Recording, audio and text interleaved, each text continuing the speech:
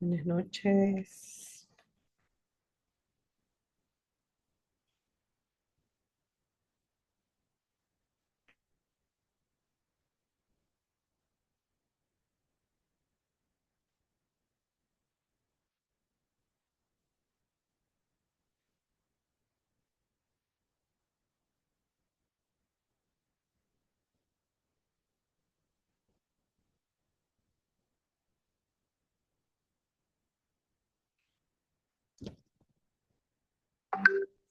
Ah, no sé si Valeria nos tiene muteados. Yo no tengo el host ahora, lo tiene Valeria, que no puede abrir el micrófono, dice el profe Valeria. Esperamos que nos comentes ya, Valeria.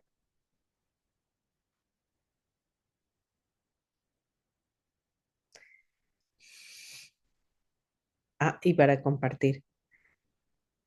Ah, me dio a mí el host. Mm,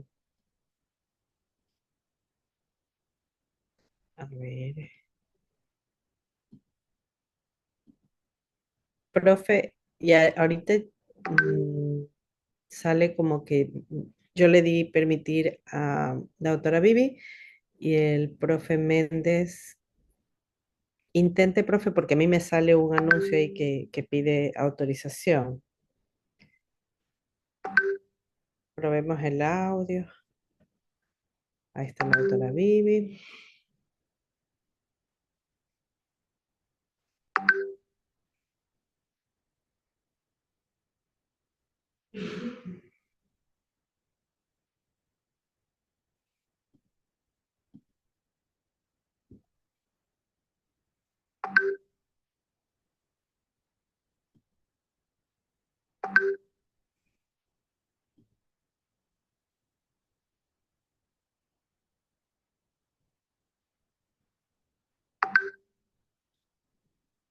Ya, doctora Viviana, ¿puede usted abrir su micrófono? Solo quiero probar si lo puede abrir.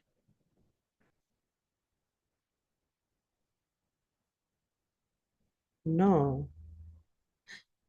Voy a ponerla de co-host a la doctora Viviana y voy a ponerla de co-host al profe Méndez. Ahora sí, ya se pudo. Ahora sí, Ah, buenas ya, noches. ok, Listo. ya estaba sufriendo. Listo. Buenas noches, buenas noches.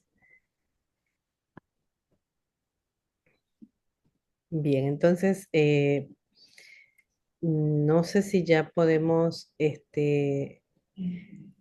empezar, porque entiendo que Valeria está de co-host, Valeria Alcibar está de co-host, y usted me dice si ya está grabando, que sí creo, ¿verdad? Sí, me sale récord acá, para entonces iniciar.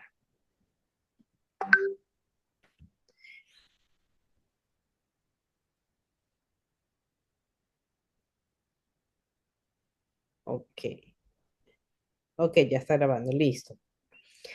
Bien, bueno, muy buenas noches. Vamos a hacer, antes de que la doctora Viviana, si me permite, hay que proyectar una claqueta. No sé si Valeria tienes acceso a la claqueta. Que nos...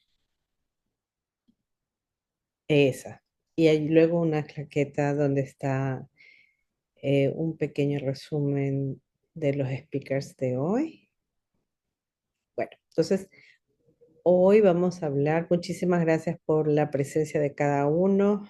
Esta es la masterclass número 2, a través de la cual la Universidad San Gregorio de Puerto Viejo, concretamente en la maestría de psicooncología, ha organizado junto con Integra, ¿verdad? Que es la fundación que eh, trabaja en alianza con la universidad para empujar esta cultura de cuidado humanizado a través de la formación académica, como es el caso pues de esta oferta de posgrado, la maestría de psicooncología. Esta masterclass tiene como título El cáncer infantil, acompañar al niño, sostener a la familia. El objetivo de esta masterclass es que podamos comprender cómo se da este trabajo transdisciplinario entre el médico, en este caso va a ser la doctora Viviana Terenzaca, quien ya la vamos a presentar, que nos va a dar desde su enfoque biomédico, ella como especialista, hemato-oncóloga pediatra, va a hacer el aporte de lo que ocurre en esta situación, ¿verdad? De cáncer infantil, cuando hay un diagnóstico de cáncer en el niño, ¿no? Y luego vamos a escuchar al profesor José Méndez, a quien también vamos a presentar con la siguiente claqueta para que todos conozcamos a los conferenciantes. Siguiente, Valeria.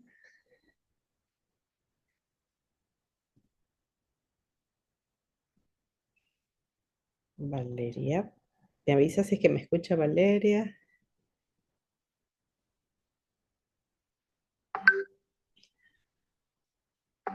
Sale la claqueta, ajá.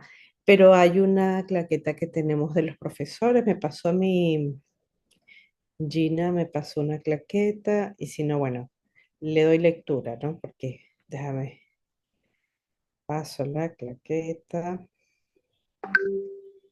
Ok.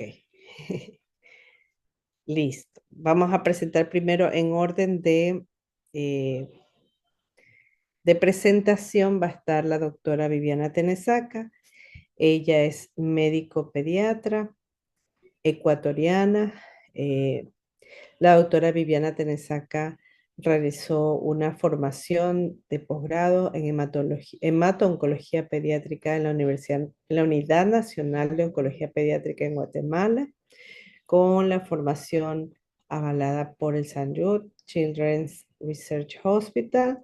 Cuenta con experiencia clínica en pediatría y también la participación de su rotación en diferentes lugares como en Barcelona y en Milán, Italia. También ha estado presente en algunos congresos internacionales de oncología pediátrica y ha desarrollado publicaciones científicas y su formación especializada en neurooncología y hematología pediátrica. Ella es la doctora Viviana Tenesaca Ordóñez. La doctora Viviana entonces nos va a dar su perspectiva desde el enfoque biomédico acerca del cáncer infantil. Muchas gracias, doctora, por estar con nosotros esta noche. Vamos a dejar de compartir entonces la pantalla de Valeria para darle paso a la doctora Viviana, por favor.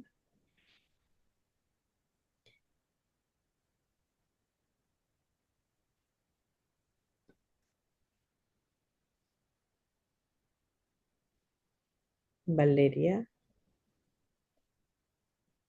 gracias. Listo. Buenas noches con todos los presentes, pues es un honor. Como ya lo dijo la doctora Carlita, el día de hoy vamos a hablar acerca del cáncer infantil, acompañar al niño y sostener a la familia.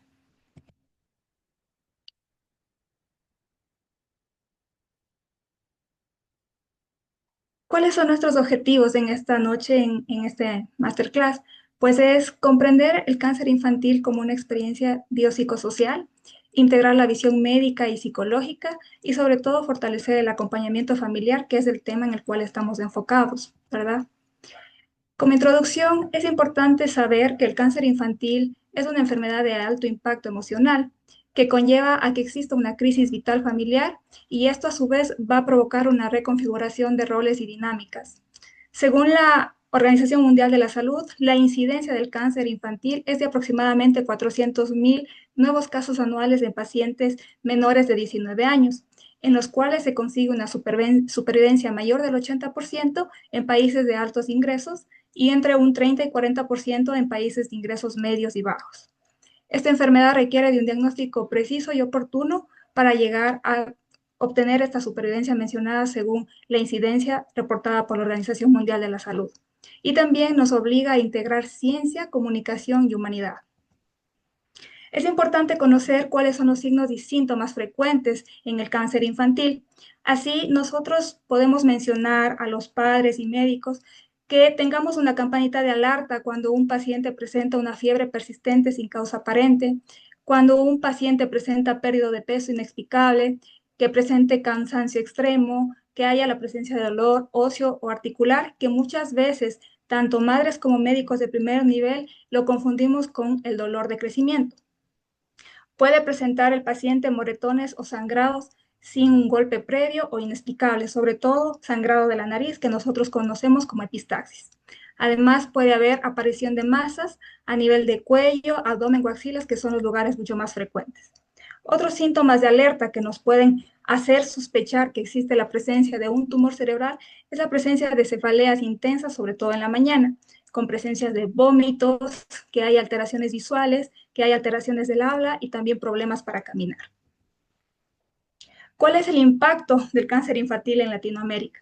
Pues esta enfermedad tiene un impacto muy importante en nuestro continente, pero el problema radica que el diagnóstico es tardío aún en nuestros países y esto está dado porque existen barreras socioeconómicas en el cual un impacto psicológico amplificado se da sobre todo porque existe una vulnerabilidad social.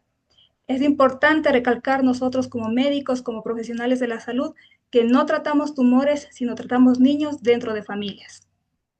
En la gráfica que podemos observar ahí, mencionamos cuál es la incidencia del cáncer infantil en países de América Latina, observando que hay mayor prevalencia en Brasil con un 30.7%, seguidamente de México en un 23.7% y Colombia con un 7.6%. Es importante tener en cuenta que debe existir un modelo de abordaje integral interdisciplinario en oncología pediátrica. Dentro de ellos tienen que existir varias dimensiones, como por ejemplo la dimensión biológica, que hace referencia a que debe existir un diagnóstico preciso, el paciente debe recibir tratamientos protocolizados y también debe asegurarse que el paciente reciba un seguimiento a largo plazo. Dentro de la dimensión psicológica, es muy importante que exista una evaluación sistemática del distrés, que haya una intervención estructurada y que haya una prevención de psicopatología secundaria. Y dentro de la dimensión social, implica todo lo que es trabajo social con el apoyo económico requerido para la familia y sobre todo, muy importante, no olvidar la presencia de escolaridad hospitalaria para nuestro paciente.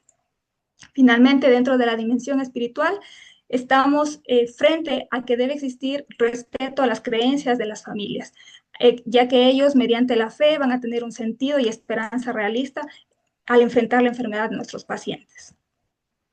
Supongamos, por ejemplo, que nosotros tengamos una niña de 11 años que ha sido diagnosticada de leucemia linfoblástica B, que es el cáncer infantil más común, en cuyo ámbito familiar existe una madre que presenta ansiedad severa, un padre que está ausente por sus labores y que tiene esta niña un hermano con un bajo rendimiento escolar. Esta realidad es lo que vemos nosotros a diario en nuestros países, estos escenarios que son muy duros de sobrellevar.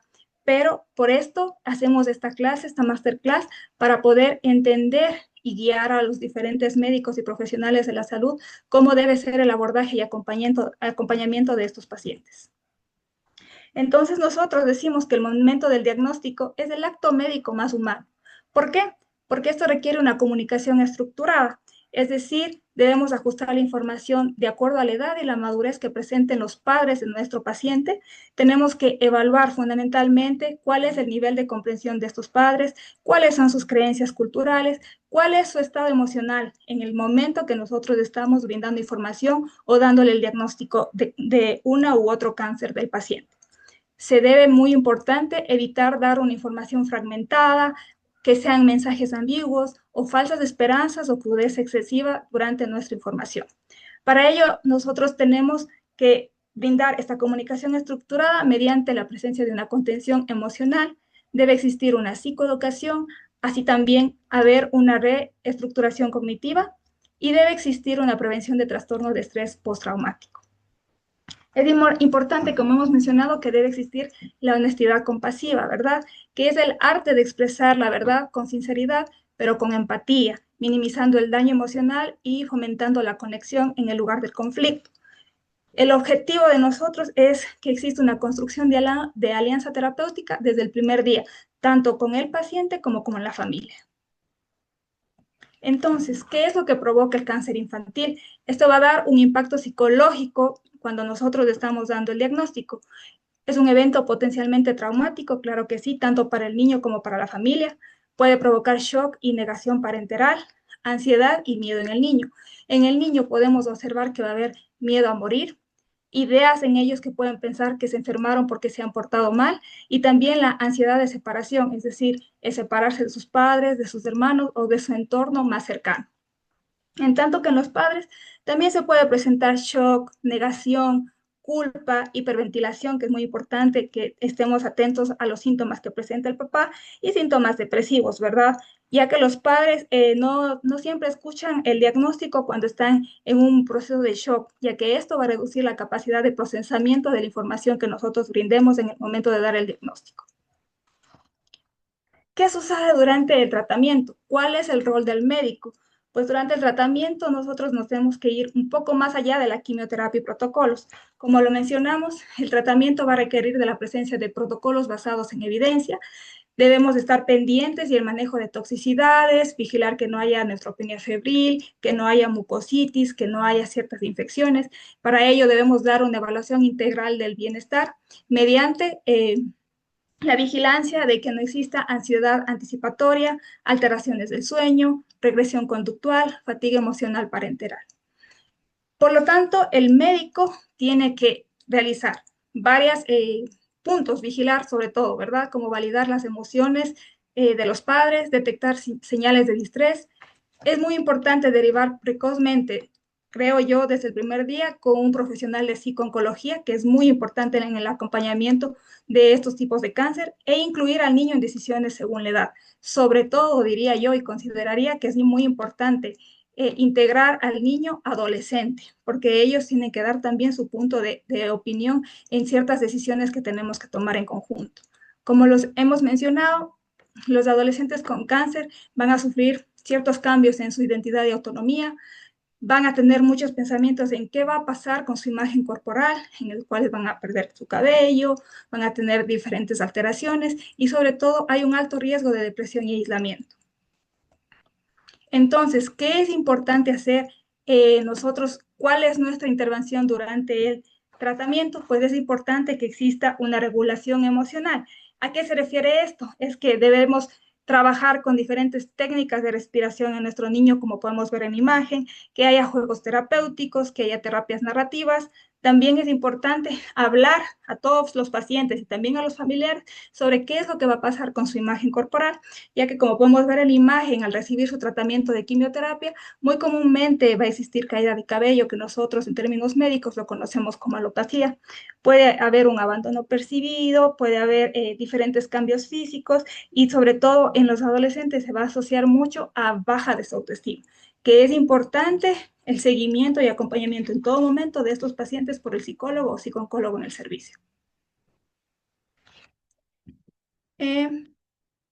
¿Cuál es el impacto en la familia? Pues como lo mencionamos inicialmente, de existir una reconfiguración de roles. ¿Por qué? Porque va a haber una separación de los padres, ¿verdad? La madre comúnmente va a llevar una sobrecarga materna frecuente porque va a estar al cuidado del niño enfermo y también tiene que estar a la expectativa de qué pues, sucede con sus otros hijos. ¿Y qué pasa con los otros hermanos? A quienes nosotros llamamos hermanos invisibles. Pues estos niños son los niños que están sanos, entre comillas, ¿verdad? Pero estos pueden presentar celos, puede haber abandono percibido y puede haber ansiedad silenciosa. Entonces, ¿qué es lo importante que tenemos que hacer aquí? Debe existir una intervención familiar sistémica mediante psicoeducación, debe existir espacios terapéuticos familiares y debe existir una prevención de ruptura conyugal. ¿Qué sucede en diferentes fases de la etapa de tratamiento del paciente? Por ejemplo, en una recaída, cuando mandar a cuidados paliativos o cuando el paciente está en final de vida.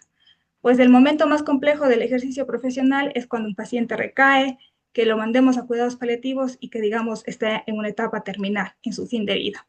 Esto necesita una comunicación progresiva, se debe evitar abandono terapéutico emocional y, de manera importante, una introducción temprana de cuidados paliativos tanto para los familiares como para el paciente. Es fundamental que exista un acompañamiento espiritual si la familia lo solicita, pues como mencionamos, la fe para ellos siempre va a estar como dentro de una parte terapéutica para su paciente.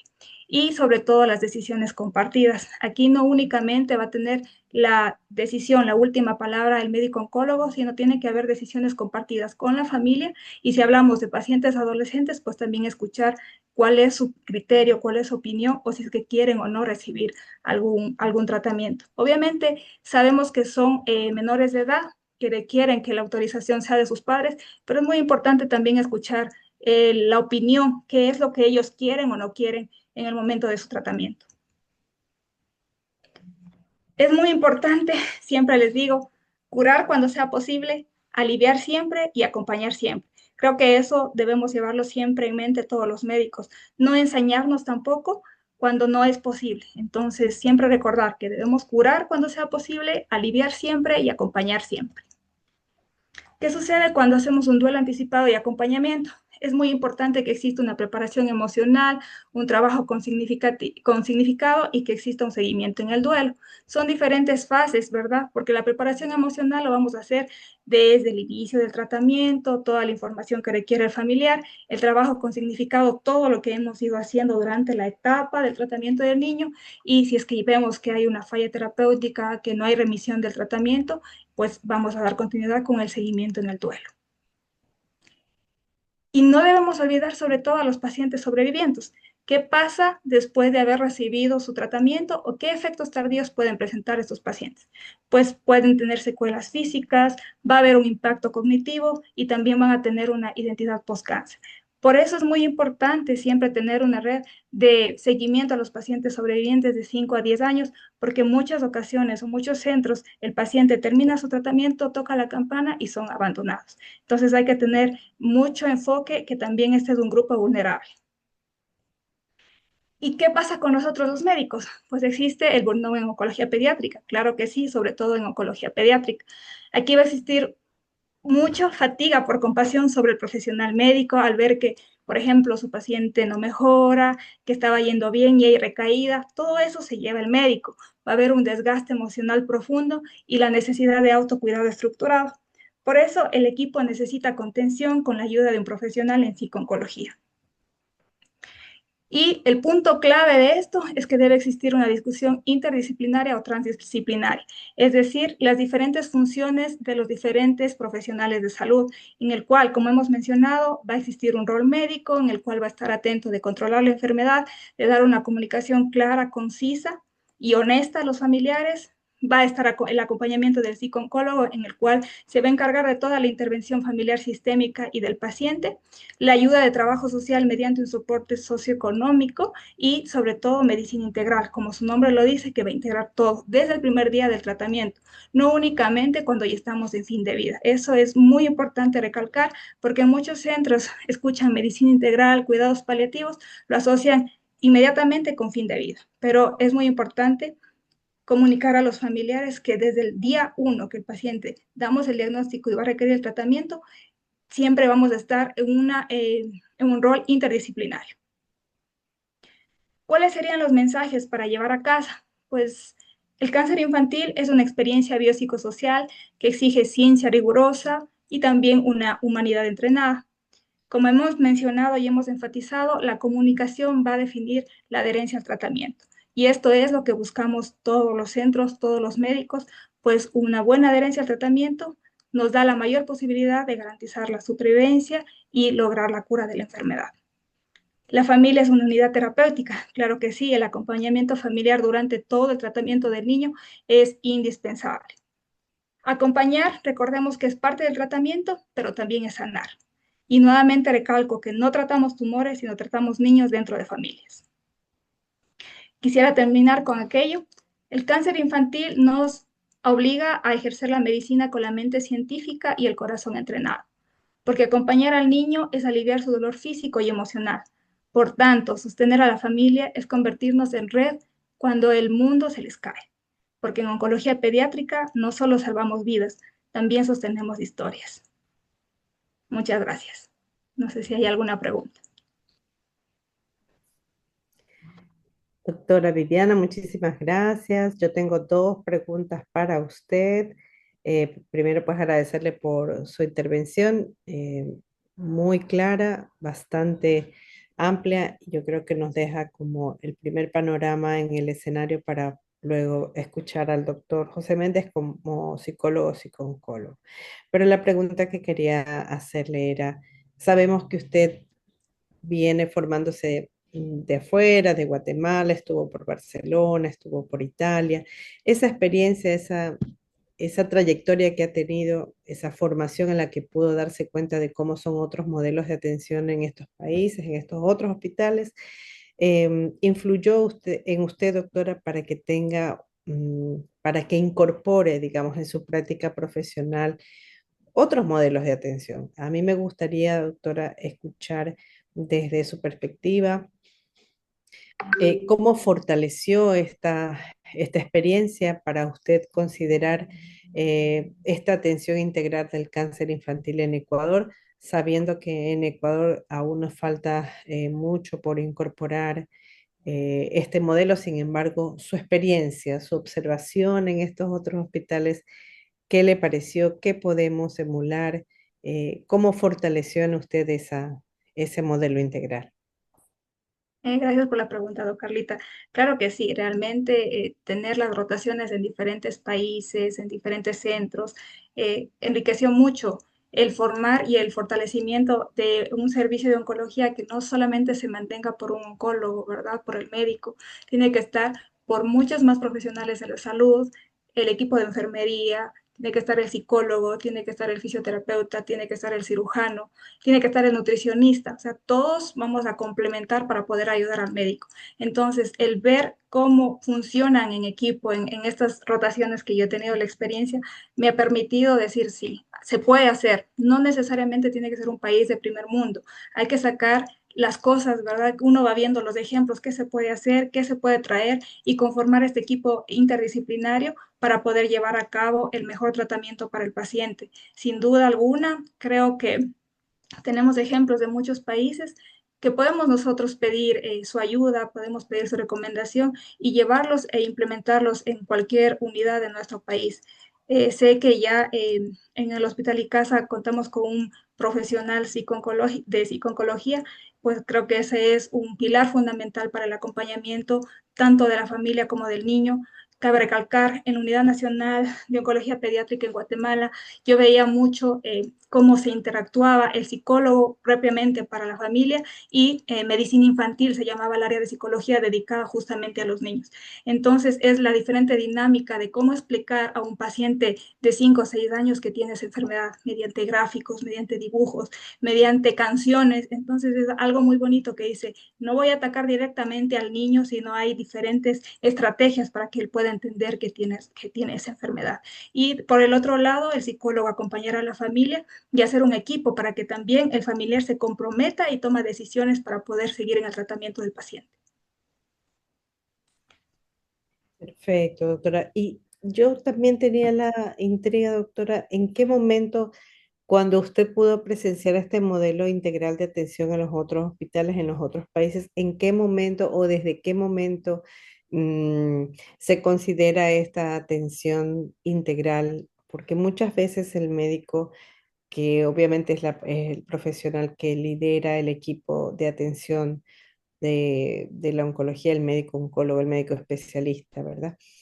Pero ¿en qué momento el oncólogo cuenta ya con el psicólogo? ¿En qué momento se incorpora esta visión del otro En profesional? realidad, en la unidad donde yo me formé, tanto en Guatemala como en Estados Unidos, es desde el primer momento del contacto con el familiar, desde el día uno del diagnóstico. No podemos esperar en decir que hay una infección, hay una recaída para integrar nosotros al psicólogo o al otro profesional. Nosotros el día uno nos sentamos con el familiar acompañado de psicólogo, medicina integral, del médico oncólogo y si es que amerita el caso del cirujano por si es que el paciente va a ir de primera instancia a cirugía o no. Entonces yo me formé de esa forma, o sea, recibí ese conocimiento desde que el día uno es indispensable tener todo el apoyo y también la responsabilidad de cada profesional de salud dirigir a su área y complementar el tratamiento adecuado del paciente. Nos queda entonces el desafío para Ecuador, el lograr esta incorporación desde el momento inicial, ¿verdad? De que el tratamiento sea integral, considerar esta incorporación, ¿verdad? Lo más pronto posible, ya sea para el bienestar del paciente, del familiar e inclusive de los profesionales de la salud, ¿verdad, doctora? Yo escuché también, y con esto quería cerrar, yo escuché también que mencionó el burnout como una de las consecuencias también como profesional de la salud del equipo.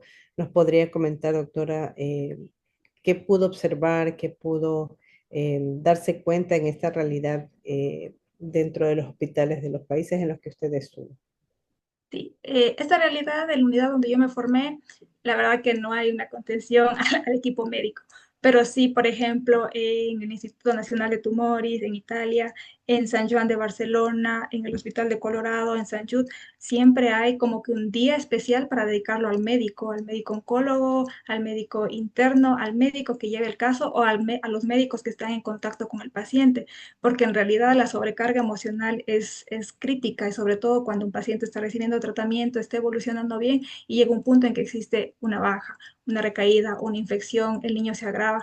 Entonces hay esos momentos que sí necesita el apoyo de un profesional y en estos países, como le menciono, la verdad que hay un día específico, usted comenta qué está pasando con los niños, hay sesiones clínicas y le asignan un día específico para que usted tenga ese seguimiento con el profesional de la salud, que creo que eso también es indispensable que lo implementemos acá en nuestro país, el Ecuador.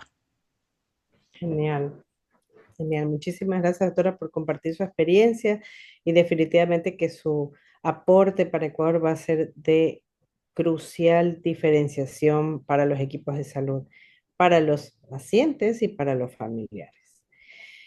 Bien, vamos a darle paso entonces a escuchar a nuestro segundo speaker, al doctor José Méndez Venegas. Él viene desde México, bueno, bien, está conectado desde México con nosotros.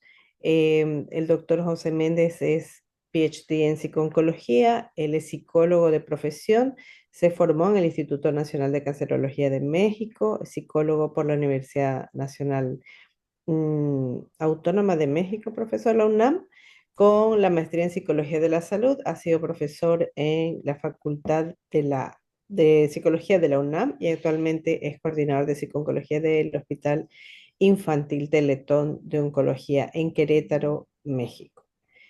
Cuenta con más de 30 publicaciones científicas y una amplia trayectoria en psicología de la salud, psico-oncología y cuidados paliativos. Por cierto, cabe mencionar que estuve en México en estas 2 semanas que pasó. Tuve la dicha de conocerlo ya personalmente al profesor Méndez y el hospital en el que se desarrolla, realmente que tiene ya más de 12 años el hospital.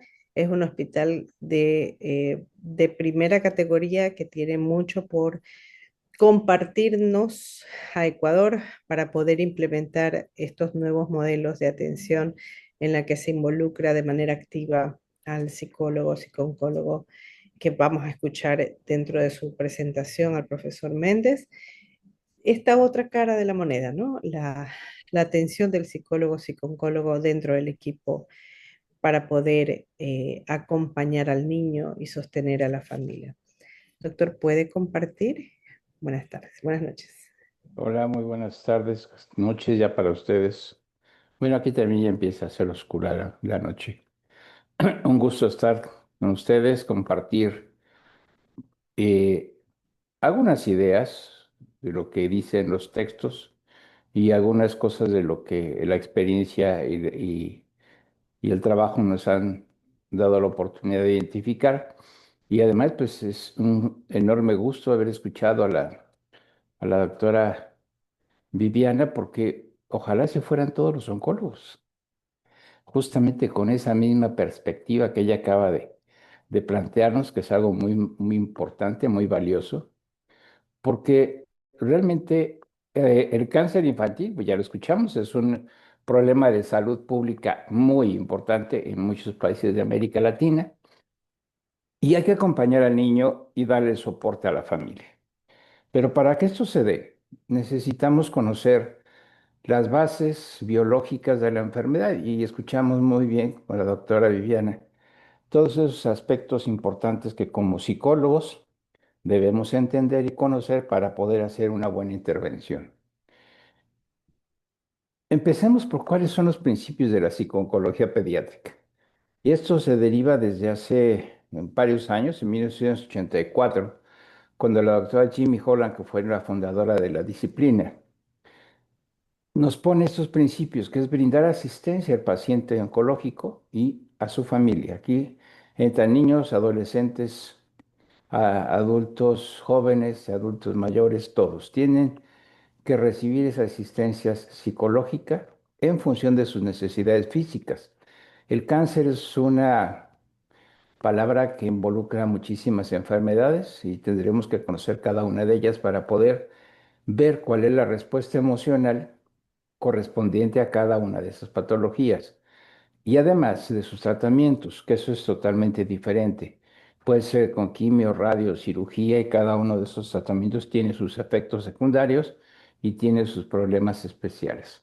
Desde el punto de vista social es muy importante porque los aspectos educativos, económicos, culturales de la familia son sumamente valiosos para poder entender lo que vamos a ofrecer como soporte, como asistencia biopsicosocial, espiritual.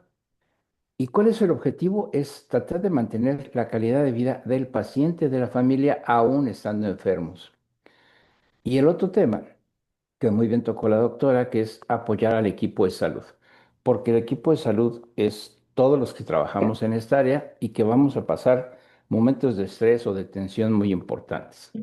Entonces, ¿cuál es el rol del psicólogo que va a trabajar con estos pacientes? Es proporcionar el apoyo psicológico a todos los pacientes en todas las etapas de la enfermedad, desde los estudios previos al tratamiento, digo, previos al diagnóstico, cuando se proporciona el diagnóstico ya confirmado, cuando se plantea un tratamiento, cuando ya hay ese periodo libre de enfermedad que el paciente y la familia pueden pensar que todo va muy bien y que después puede aparecer una recaída o una recidiva de la enfermedad y entonces se nos complica como equipo lo que se va a ofrecer para curar. Tenemos que facilitar o proporcionarle fortaleza de esas estrategias de afrontamiento, que es lo que le va a permitir adaptarse a la enfermedad, tanto al paciente como a la familia. Entender lo que el médico le explicó. Tenemos que saber ayudar al equipo a entender la característica emocional del niño de acuerdo a la edad. Recuerden ustedes que los niños tienen etapas de desarrollo psicomotor y de desarrollo de la personalidad que dependen del grupo familiar y que son su estilo de vida, sus experiencias y sus condiciones en las que ellos viven. Cuidar a nuestros compañeros, ¿sí? Esa prevención del burnout y tener un autocuidado personal muy importante. Podemos hacer investigación y podemos hacer inclusive algo que en algunos lugares se está haciendo, que es favorecer políticas de salud en los cuales este equipo se pueda ver beneficiado. Entonces, vemos que este cáncer genera muchos y diferentes cambios en el entorno del paciente, tanto a nivel personal. Imaginemos que a los niños lo más importante es que dejan de jugar, dejan de hacer sus actividades porque tienen que estar en el hospital. Tienen que recibir tratamientos que son desagradables, que provocan náusea, que provocan malestar, fatiga y que además tienen que permanecer hospitalizados por varios días. Entonces tenemos que fortalecer eso. A veces dejan la escuela, cambia la relación familiar y entonces el objetivo de esa intervención psicológica es favorecer algo que se llama adaptación, que es el ajuste psicosocial de todas esas condiciones específicas. ¿Cuáles son los objetivos particulares que tiene la psicooncología? Primero es esclarecerle al niño y a la familia la información sobre la enfermedad, porque tal vez el médico, si es alguien tan lindo como la doctora Viviana, que le explica muy bien lo que es la leucemia, lo voy a entender. Pero si le dice un oncólogo que tiene una leucemia linfoblástica T de alto riesgo con cromosoma Filadelfia positivo, no le va a entender nada. Entonces, el psicólogo o el psicooncólogo tiene que estar preparado para reforzar esa información, para aclarar lo que significa todas esas palabras y obviamente ayudarle al proceso de adaptación.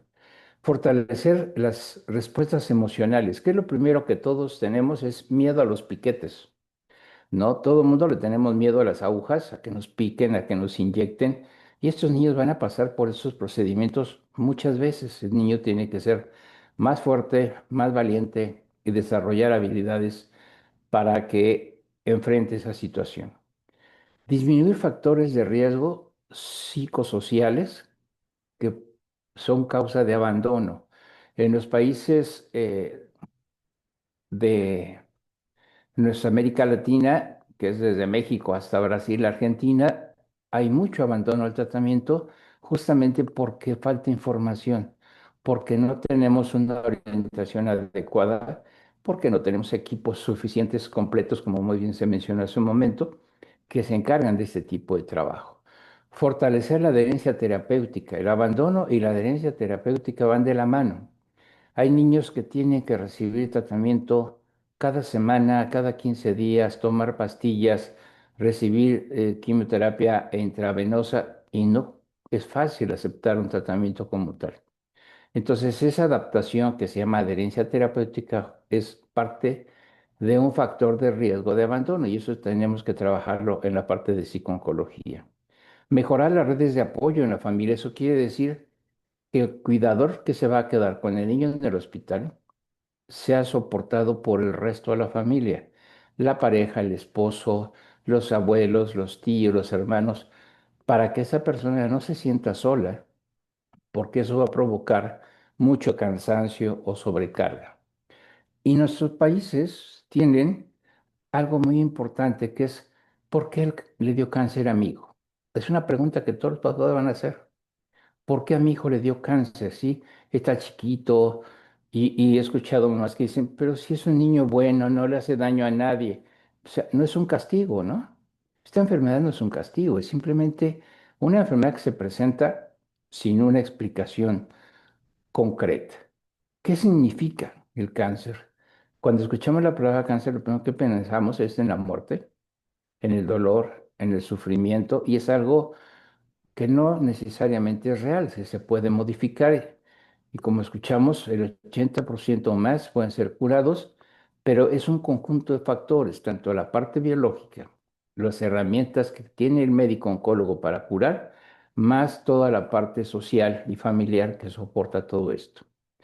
Las creencias, nuestros países tienen muchas creencias culturales, religiosas, o familiares si pensamos que haciendo tal cosa podemos mejorar la enfermedad. Y las emociones que acompañan a esto, ¿cuáles son? Tristeza, ansiedad, preocupación, malestar físico, no duermen, no comen. Y entonces esas emociones van a hacer que el recurso de tratamiento sea muy complicado.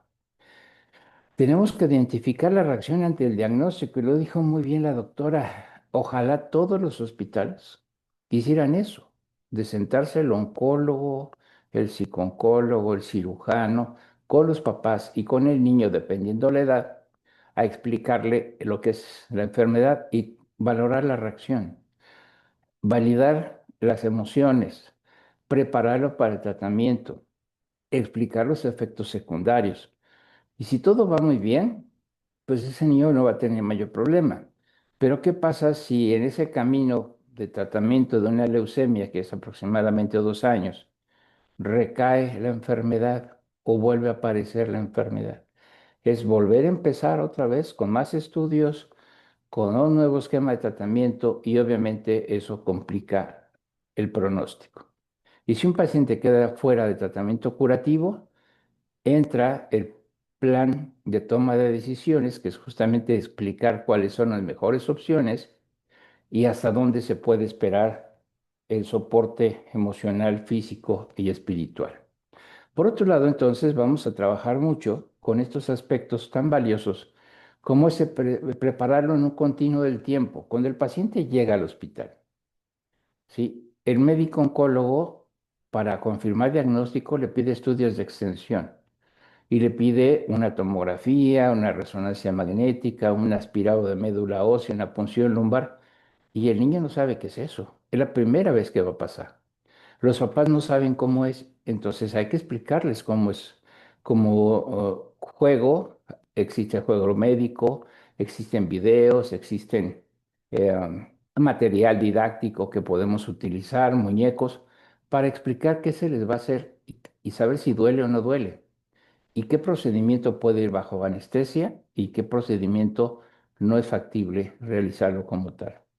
Después, confirmar el diagnóstico y sabemos que eso va a ser un momento de crisis, con llanto, con desesperación, con enojo por parte de los papás y tal vez rechazo de parte de los niños.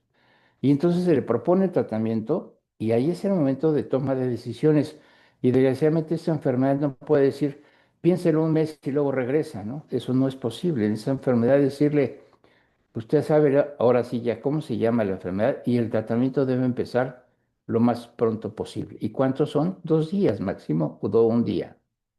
Y entonces la adherencia al tratamiento depende de esa explicación, de una toma de decisiones. Y la toma de decisiones, recuerden ustedes que es un proceso cognoscitivo, que es entendí lo que me dijo, reacciono emocionalmente de forma positiva o negativa y entonces acepto un tratamiento. Lo debe entender tanto los padres como el niño.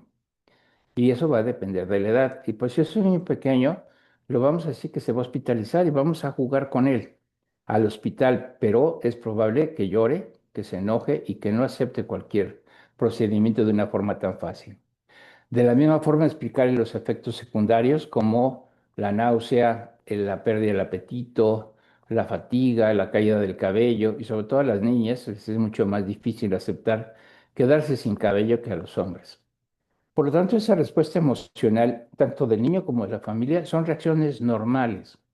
Y esas reacciones normales pueden ser ansiedad, tristeza, que llamamos trastornos del estado de ánimo, problemas de conducta, que es rechazo, poca colaboración, enojarse, gritar, pegar. Inclusive hay niños que le pegan a la enfermera porque no quieren aceptar el procedimiento y tenemos que trabajar con el equipo completo. Y ahorita vamos a hablar de eso. Los aspectos psicosociales del dolor, ¿no? Sabemos que los niños somos más valientes que las niñas y es al revés. Las niñas tienen una tolerancia mayor al dolor que los varones. Los niños somos más chillones. Todo nos duele y todo nos molesta. Las niñas son muy fuertes porque tienen un umbral diferente desde el punto de vista fisiológico al dolor. Eso es muy interesante. Podemos tener trastornos psiquiátricos asociados a la toxicidad de la quimioterapia. Hay niños que pueden tener crisis convulsivas, que pueden tener alucinaciones en sus primeras dosis de quimioterapia. Y eso hay que ser muy cuidadosos para explicárselo a los papás y acompañarlos en la recuperación de esta situación. En el caso de los adolescentes, puede haber chicos ya con problemas de personalidad. Hay adolescentes de 15, 16 años que desgraciadamente ya usaron sustancias tóxicas, alcohol o fumaron o tienen de algún problema de conducta previo a esto. Y el síndrome de estrés postraumático, que es común porque hay cosas que nos hacen que nos dejan impacto emocional muy severo asociado con esto. Entonces, conocer bien el plan de oncología es importantísimo para la psicooncología. Es un plan curativo, tiene que ser claro y objetivo para saber qué vamos a manejar con cada paciente y con cada familia. Conocer el pronóstico y el esquema de tratamiento. Eso nos obliga a los psicólogos a entender qué es la quimioterapia, qué agentes de quimioterapia se va a usar, qué efectos secundarios tiene cada uno de ellos, saber qué tipo de cirugía se va a hacer, si se va a colocar un catéter puerto o va a tener un catéter periférico, porque eso hay que explicarle al paciente, ¿sí? Y tenemos que entonces paliar siempre, ¿sí? Todo el tiempo, porque paliar significa cuidar. Entonces tenemos que cuidar al paciente desde que llega junto con la parte emocional y física, evitar el dolor, darle el soporte emocional y eso es lo que llamamos calidad de vida. La calidad de vida debe estar presente todo el camino del tratamiento. Entonces, vean entonces dónde podemos trabajar. En la consulta externa, sí, hacemos entrevistas, evaluaciones o cualquier tipo de actividad, pero podemos ir a los estudios de imagen acompañar al paciente para una tomografía y una resonancia, acompañar al laboratorio a sus tomas de muestra. En la parte de hospitalización y en terapia intensiva es muy importante estar con ellos porque es necesario saber cómo se adaptan a la situación de un hospital. Podemos entrar a quirófano, ¿sí? Nosotros aquí en el hospital tenemos ya la experiencia de estos 12 años, entrar con el niño al quirófano para algo tan simple como colocarle catéter o en cirugías mucho mayores que implican un proceso de adaptación a lo que va a suceder. En el área de quimioterapia ambulatoria podemos jugar con ellos, podemos tener actividades en particular, hay actividades lúdicas, podemos usar lectura de cuentos, podemos tener muchas cosas que mantengan tranquilo y lo más a gusto posible el niño durante varias horas, que es lo que va a durar lo que es dolorosa en terapia intensiva o en su domicilio. Y podemos ir a su casa si vive cerca del hospital o podemos llamarle por teléfono para estar en contacto con esa familia. Entonces, fíjense qué atiende la psico-oncología pediátrica. Primero, el paciente, porque ese es el objetivo primario. Control de síntomas todo el tiempo, que no tenga dolor, que no tenga náusea, que tenga oxígeno si tiene problemas respiratorios, etcétera. Pero al mismo tiempo evaluar y contener la ansiedad, la tristeza, el miedo, para evitar que esto se convierta en un trastorno, porque son reacciones normales, y evitar que se ponga en condiciones críticas y que tengamos que referirlo a psiquiatría para uso de fármacos. ¿Qué hacemos con la familia? Es reorganizar los roles, porque resulta ser que si mamá trabaja, el que se puede quedar a cuidar es el papá. Pero si los dos trabajan, ¿quién de los dos va a dejar el trabajo para cuidar al paciente? Y además, ¿quién va a cuidar a los hermanos, si es que hay hermanos? Si es hijo único, la sobreprotección es excesiva. Si son varios hijos, entonces es un problema, porque ¿quién se reparte para cuidar al resto de la familia? Evitar la claudicación familiar, que es un tema muy interesante, que se da por la sobrecarga del cuidador. Cuando alguien ya está cansado de estar cuidando a un paciente durante tanto tiempo en el hospital, abandonan y dejan toda su responsabilidad. Y el otro tema que es sumamente importante, que habla de la comunicación, esa conspiración del silencio, el no querer hablar de lo que está pasando. Hay familias que no quieren mencionar la palabra cáncer o la palabra leucemia porque les da miedo. Y hay niños que no quieren que se les diga lo que está sucediendo. Entonces, estamos jugando a mentir. Y esa es una forma de evaluar la conspiración del silencio. Y la otra parte muy importante es que todo el equipo de salud, hay que prevenir ese burnout porque es un trabajo que implica mucho estrés, fatiga, cansancio físico y emocional. Y tenemos que saber cuidar a nuestros compañeros, enfermeras, médicos, residentes, pediatras, todos los que trabajamos en una institución como esta, para poder evitar llegar a ese desgaste laboral. Y algo bien importante es entrenar en la comunicación efectiva. Desde hace algunos años estamos llevando a cabo un taller de entrenamiento en habilidades de comunicación para los residentes que ingresan a la especialidad, de tal forma que les vamos ayudando a mejorar y perfeccionar la forma de cómo dar las malas noticias y cómo expresar su comunicación de tipo efectiva. Esto es sumamente interesante y eso es hablar de un equipo interdisciplinario que hace un trabajo transdisciplinario. El oncólogo pediatra, las enfermeras, nutrición, trabajo social, psicooncología y lo del voluntariado, todos trabajamos por el mismo objetivo. Eso quiere decir que todos debemos aprender las mismas características, los mismos principios, porque cada uno tenemos un papel diferente. Pero, por ejemplo, enfermería es un aliado excelente para el médico porque le reporta los datos de síntomas, los datos de dolor, los parámetros biológicos de laboratorio, la toma de muestras, la temperatura, la frecuencia cardíaca, pero también nos reporta Siconco si el paciente está enojado, si el paciente come bien, si no puede dormir, si la mamá está enojada, si la mamá está llorando.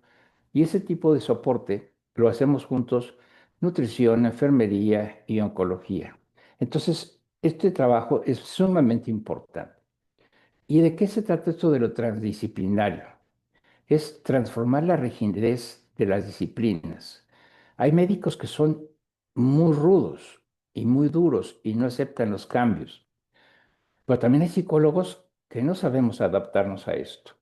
Hay enfermeras que trabajan como psicólogas y lo hacen mejor que algunos psicólogos. ¿Por qué? Porque están horas pegadas al paciente. Por lo tanto, entonces, saber que lo que hacemos es algo muy natural, es una condición, porque todos somos trabajadores de la salud. Esto llevará a un nivel más alto la integración de la ciencia. La ciencia no solamente son números y química, como bien lo mencionó la doctora Viviana, es humanidad, es amor, es cariño, es afecto. Y no quiere decir que voy a apapachar a todos los niños, simplemente que debo de ser más humano para que los límites que hay entre la medicina, la psicología, la enfermería no sean tan rígidos. Si la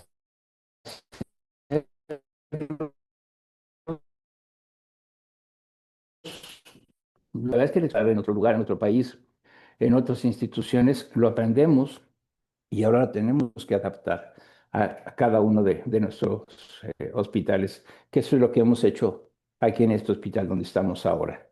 De tal manera que entonces, ¿qué hay que hacer? Tener una buena comunicación, efectiva, clara, precisa, no crear expectativas, pero tampoco mentir, ser muy claros en las cosas. Tenemos que fluir con las situaciones que se van viviendo todos los días. No todo es malo, no todo es bueno, sino tenemos que ir adaptándonos a las condiciones y la respuesta de cada día. Ser tolerantes con el niño, con la familia y con nosotros mismos, porque entre nosotros a veces nos enojamos o nos presionamos porque no son las cosas como nos gusta, como quisiéramos que fueran. Y hacerlo con mucho respeto hacia los demás y hacia nosotros mismos. Esta es una tarea muy interesante, muy complicada, porque si no lo llevamos a cabo, nos quemamos, que eso es lo que significa el burnout. Nos chamuscamos de tanto trabajo porque es un estrés crónico de todos los días que aparece sobre todo en profesionales que prestan servicios como este. Imagínense ustedes ver todos los días niños que sufren, lloran, se quejan, tienen sangrado, tienen complicaciones, entonces es muy desgastante para todos y tenemos que aprender a manejar eso. ¿Y cómo lo superamos? Con algo muy simple que se llama trabajo en equipo. Y el trabajo en equipo, primero, es superar el narcisismo de cada uno de nosotros, porque todos somos bien buenos y nos sentimos Superman. Pues no, tenemos que ser compartidos, no jugar con los pequeños feudos y poderes que tenemos.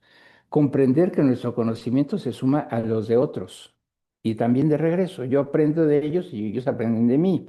Estamos compartiendo. Eso es trabajo de equipo.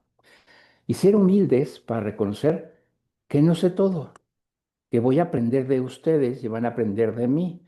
Y entonces estamos trabajando en equipo. Y la humildad se reconoce, ¿sí? Cuando sabemos compartir lo que estamos haciendo. Y esto es justamente lo que hace la psicooncología, aprender de todo el resto del equipo y poder ser mejores cada uno de nosotros. Yo aprendí eso con unos queridos amigos de Brasil, ¿sí? Y ustedes conocen a Patch Adams, ¿ah? Donde podemos aprender a trabajar en equipo, porque es la capacidad de actuar dentro de un concepto de jerarquía horizontal.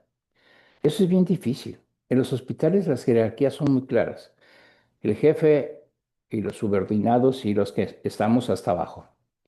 Pero cuando no existe esas jerarquías y todos somos iguales, tenemos la misma formación, se trabaja más bonito y más adecuado.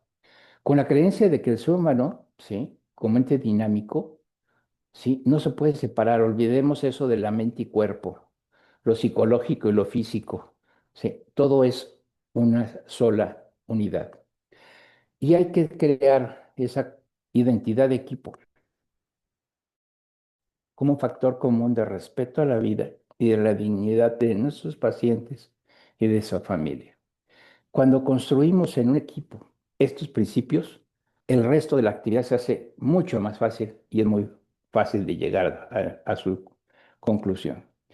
Y eso también me lo enseñó un amigo brasileño, ¿sí? Dice, es necesario dejar que la práctica sea un desafío a la teoría y que la teoría deje de irrumpan los problemas para la práctica. No todas las teorías son reales. Así nos enseñan en psicología que uno tiene que hacer esto, esto y esto, ¿no? Hay que practicarlo, hay que llevarlo a la práctica y a veces esas teorías están equivocadas, parcialmente, se ajustan y se modifican. Por eso es que cada país se adapte a lo que tiene, a las condiciones, pero podemos crear cosas nuevas. No todo lo que se dice es dogma. Hay cosas que podemos cambiar y hay cosas que podemos ajustar. Y lo más importante es que estos equipos transdisciplinarios, ¿sí? Lo logren, ¿sí? Y se trabaje justo como equipo. Y el éxito consiste en obtener lo que se quiere, lo que se desea.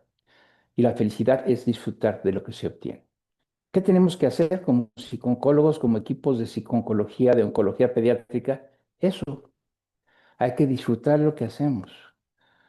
Cuesta mucho trabajo, un poquito, hay que darle tiempo a todo esto, pero para ser exitoso no tenemos que hacer las cosas extraordinarias.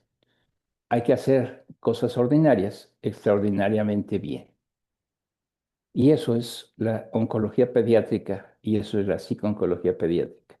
Es trabajar con los niños, es jugar con los niños para que logremos verlos sonreír, correr, brincar, como son todos los niños y a pesar de que estén enfermos, se puedan sentir bien, que eso es justamente el objetivo.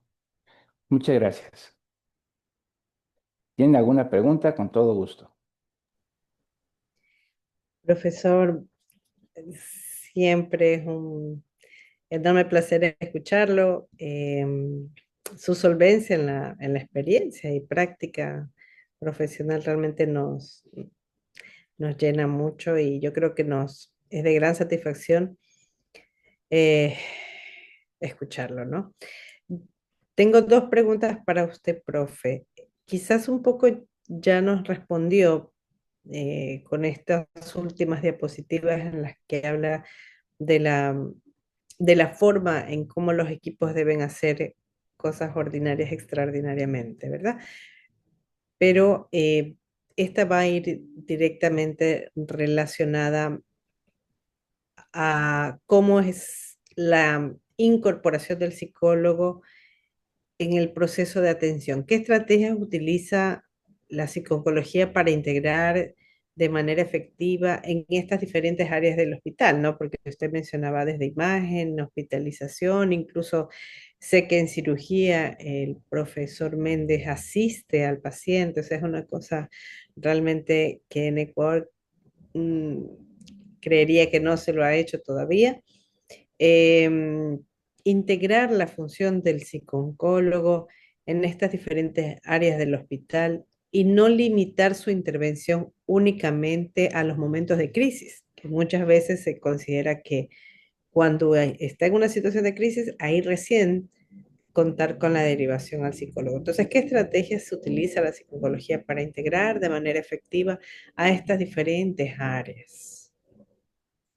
Eh, Creo que esto ya está muy bien descrito en los hospitales y las instituciones de primer mundo que tienen este modelo.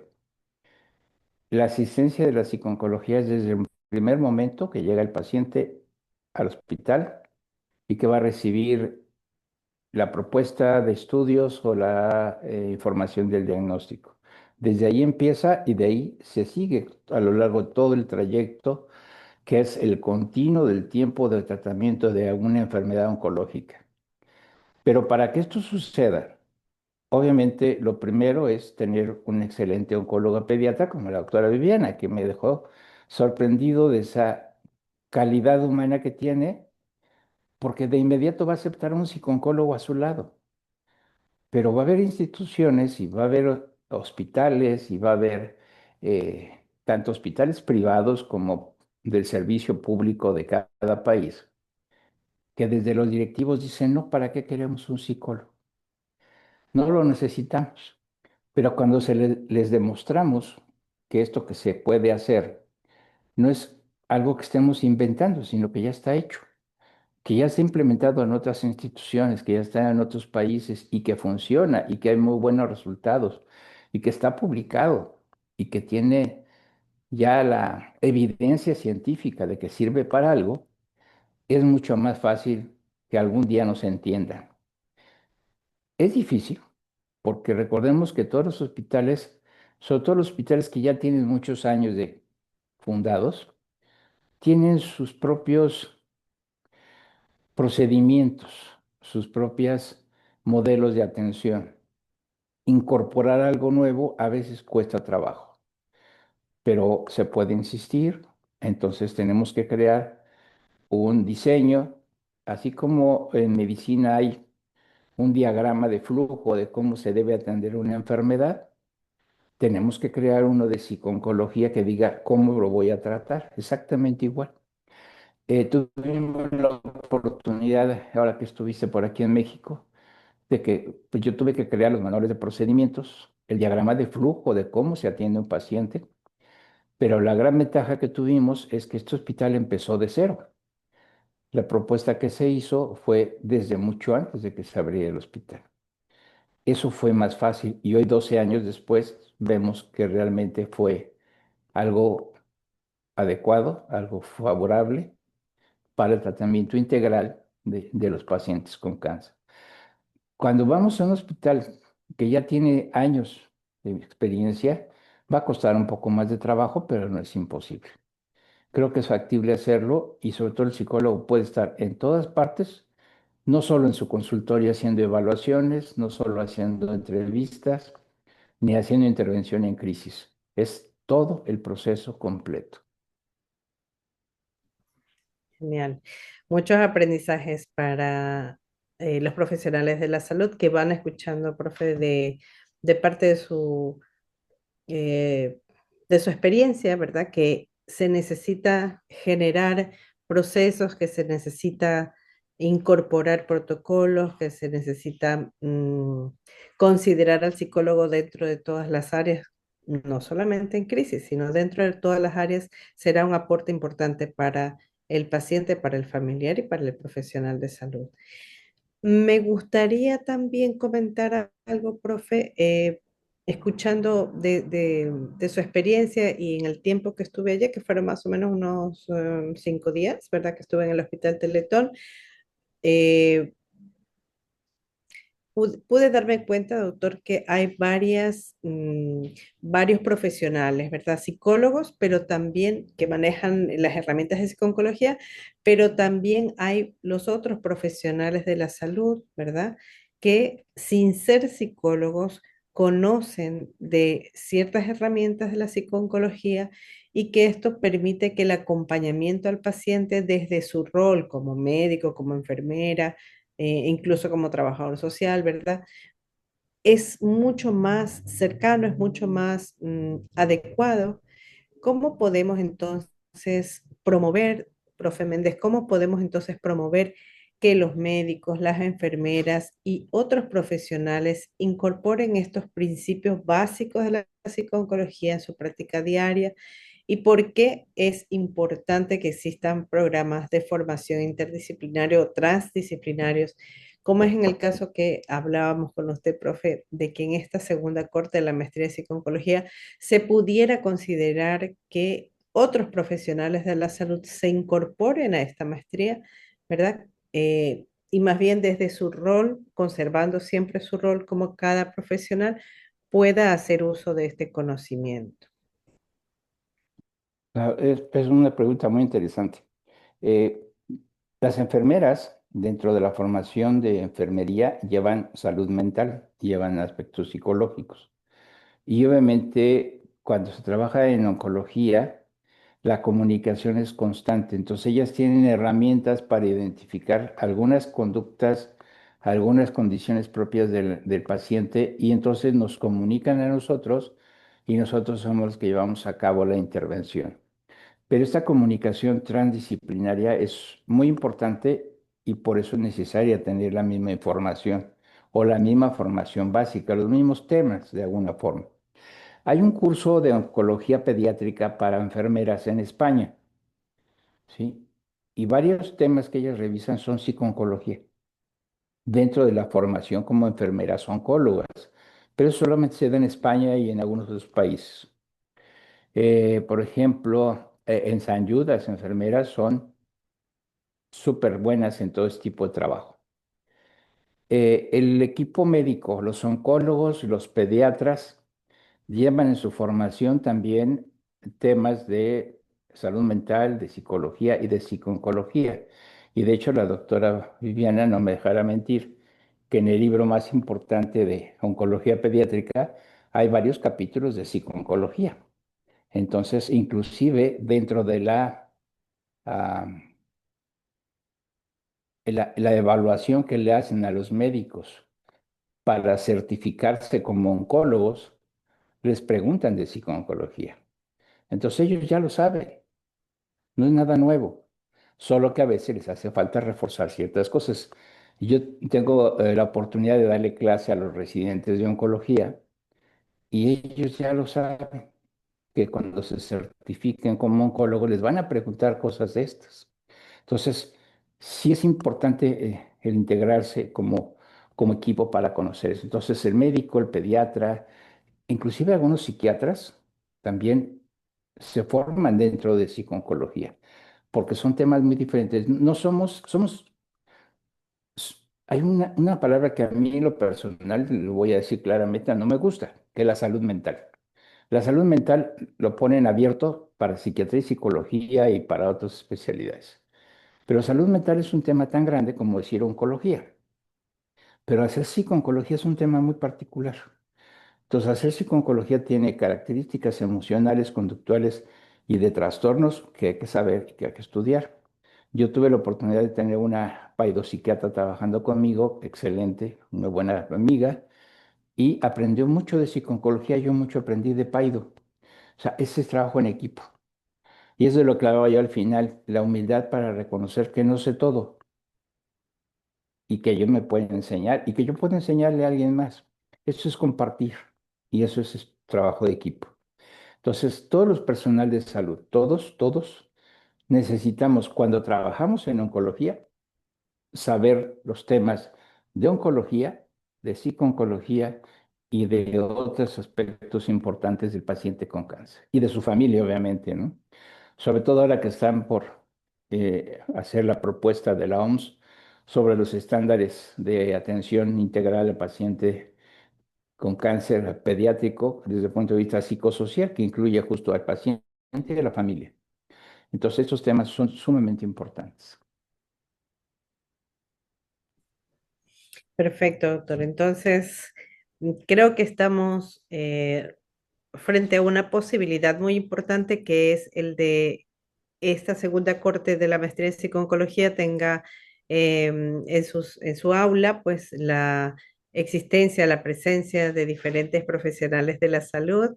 Yo creo que eso, de acuerdo a lo que vengo viendo en este modelo de atención, ya le doy la palabra a la doctora Doris Calle, de acuerdo a lo que vengo viendo en el modelo de atención del Hospital Teletón, realmente es muy importante el hecho de que el conocimiento sea compartido, si bien es cierto, los médicos o enfermeras que estén dentro de esta formación no van a hacer atención psicoterapéutica, pero sí van a tener el conocimiento de la perspectiva de la psicooncología y de las diferentes herramientas para tener un mejor acompañamiento. Em, Quiero dar un saludo especial por aquí. Andaba el doctor Ramiro Espinosa, que también nos acompaña desde México en Lincan, la doctora Doris Calle, que nos acompaña desde el hospital. Ahí está el doctor Ramiro. Un saludo enorme, gracias. La doctora Doris Calle, que nos acompaña desde el Hospital del Niño. Y bueno, entiendo que están algunos otros doctores también aquí. Ah, Rocío Yagua también está nuestra compañera de la primera corte. Y bueno, un saludo a todos. Veo también estudiantes que están inscritos en la segunda corte. Doctora Calle, ¿usted quería hacer algún comentario? Sí, bueno, primero felicitar al profesor Méndez, a Viviana, que en realidad me gustó mucho la charla de todos dos, la conferencia. Yo pienso que estoy muy contenta por, por la presentación de la doctora Viviana. Dicen que cuando el alumno supera al maestro, el maestro se puede sentir ya que un poco ha avanzado y ya casi que ha terminado sus metas. Y la verdad que estoy muy contenta con la presentación de ella y ver el agradecimiento al profesor Méndez, porque pienso que en esta profesión hay que darle continuidad. Y lo que yo quería acotar es, o sea, pedir más bien una opinión, que veo que con el pasar de los años hay situaciones que ahora último se está viendo bastante más, si se puede decir, más frecuente. El hecho de que, no sé si decirlo, me perdonan, el fanatismo religioso, yo creo que está influyendo de una manera muy negativa. He visto casos últimamente de pacientes, de padres que abandonan el tratamiento a causa de ese fanatismo religioso, que yo le diría un fanatismo, y está relacionado con un tipo de religión en particular, es lo que también más me preocupa. Y son casos bastante complejos y difíciles de poderlos abordar, pero bastante complejos. Entonces eso yo quería preguntarle a, bueno, a cualquiera de los dos exponentes cómo se puede manejar esa situación, porque sí es bien desgastante, desgastante, desgastante. Gracias. Doctor Méndez. Doctora Vivian, no sé si tenga alguna opinión primero las damas. Gracias, profesor. Bueno, en realidad es un tema súper complejo que durante mi formación nos tocó ver a diario, pero nosotros nos acogemos en esa situación, primero darle la educación, ¿verdad?, al familiar, la charla, todo lo que conlleva el no aceptar, y ya luego de haberle dado la introducción, la charla, los riesgos, lo que va a producir el no aceptar en los pacientes, pues vamos a la parte jurídica de la institución. Entonces, no sé cómo se maneja en México, pero realmente como estamos dentro de la ley de los derechos que tienen los niños, entonces de esa forma es cómo se puede abordar cuando existe este tipo de problemas. Claro, muy cierto, sí. Las creencias religiosas son muy fuertes y justo es algo que provoca el abandono en muchos casos y después se arrepienten de todo lo que viven tiempo después de que lo que sucede, porque eh, podemos creer en Dios, pero los milagros que se esperan no son como uno lo piensa. Y entonces eso es sumamente importante aclararle el pensamiento de esa creencia de los padres para favorecer o evitar que abandone y favorecer el tratamiento. Pero si aún así se ponen muy duros, necios y quieren abandonar, el derecho al niño, recordemos que son derechos universales, que cada país tiene su constitución y sus leyes. En México tenemos una ley del derecho y privilegio del menor, que está por encima de cualquier creencia religiosa y que el Estado puede quedarse con la patria potestad y el derecho de cuidar al niño por encima de los papás. Claro que eso implica involucrar toda la parte jurídica del hospital y hacer toda una serie de cosas no tan agradables porque ahí se involucra la doctora Doris como jefe, ¿verdad? El jurídico del hospital y llamar al Ministerio Público del Estado, del lugar, y se hace todo un conflicto legal, pero es por la protección del menor. Si eso fuera necesario, hay que hacerlo. Pero si los papás deciden llevarse a su hijo y no hacer nada, lo tienen que dejar por escrito y firmado para que el hospital y en este caso el médico no se quede con ese sentimiento de la responsabilidad de no haber hecho el tratamiento. Y obviamente sí es un motivo pues de fatiga y cansancio emocional el discutir y enfrentarse a unas personas así. Y yo en lo personal he tenido la oportunidad de ver dos, tres casos de familiares que son testigos de Jehová, que sabemos son los más complicados para el manejo de una leucemia, Y afortunadamente, después de una larga sesión de explicar y explicar y explicar, terminaron aceptando el tratamiento con todos los riesgos que implica, pues el no querer ponerle una transfusión sanguínea y usar todos esos medicamentos que ellos sí permiten. Afortunadamente algunos pacientes salen, otros no. Y eso es todo se debe quedar por escrito y firmado por los papás como un consentimiento de el riesgo que existe para eso. Y si abandonan, pues queda bajo su responsabilidad total, ¿no? O se puede proceder desde el punto de vista legal. Perfecto, muchísimas gracias, profe Méndez, muchísimas gracias, doctora Viviana y la doctora Doris también. Muchas gracias por esa pregunta, pues que creo que es muy pertinente y que revela esa inquietud como profesional en la vida práctica les toca asumir, enfrentar a los profesionales de la salud. Si no hay otra pregunta, en todo caso creo que hemos concluido, hemos avanzado muchísimo con este compartir de ambos profesionales. Hay una gran satisfacción de parte de todos quienes estamos aquí presentes.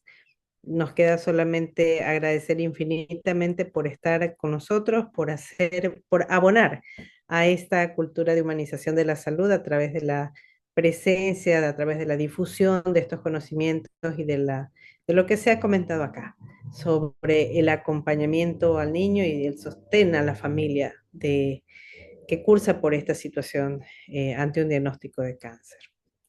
Muchísimas gracias y nos vemos entonces la próxima semana que tenemos la masterclass número 3.